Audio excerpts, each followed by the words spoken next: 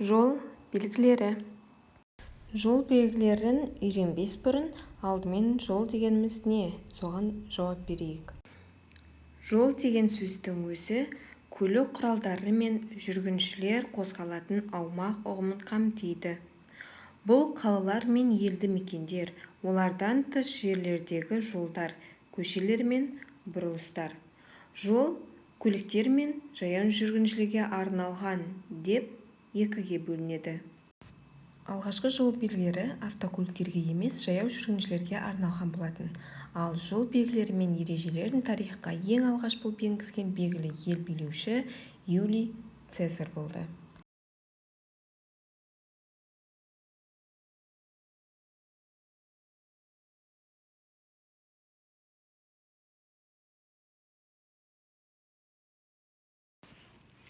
Көзін ашып жұмады, бағыт сілтеп тұрады.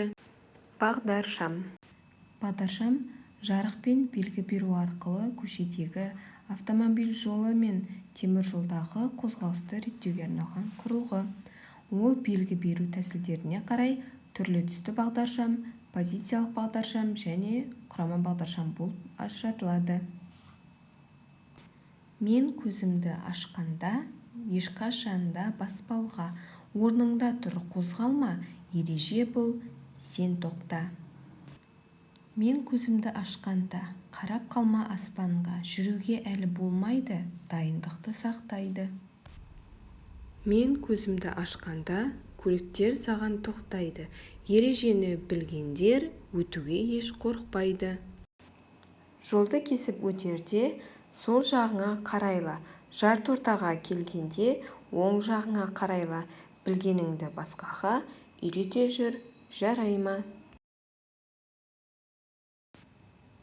Жол бойындағы сызықтар мен белгілерді жол белгілері деп атаймыз. Біз үнемі тротуармен жүре бермейміз. Көшеден өтетін кезде қалай өтеміз? Біз көшеден тек жаяу жүргіншілер өтпесі арқылы өтуіміз керек. Оны зебра, жолақ жол деп атайды. Жолдан тек жаяу жүргіншілерге арналған жерден өт. Жолдан өтерде алдымен солға, ал бөлгіш жолақтан кейін оңға қара. Жолдан тек бағдаршамның жасыл түсі жанғанда ғана өт. Егер жаяу жүргіншілерге арналған жол болмаса, жаяу жүргінші жолдың шетімен қозғалысқа қарсы жолмен жүруге тиісті. Жолдың машина жүретін бөлігінде ойнауға болмайды. Келе жатқан машина алдынан жолды кесіп жүгірме. Машинадан түскенде артынан айналып өту керек. Қай көше, қалаға қай барсаңыз да, қай ақыл өлшеміне салсаңыз да, жол жүру ережесі заңды тәртіп, ол ортақ, үлкен-кіші баршамызға. Жолда сақ бол.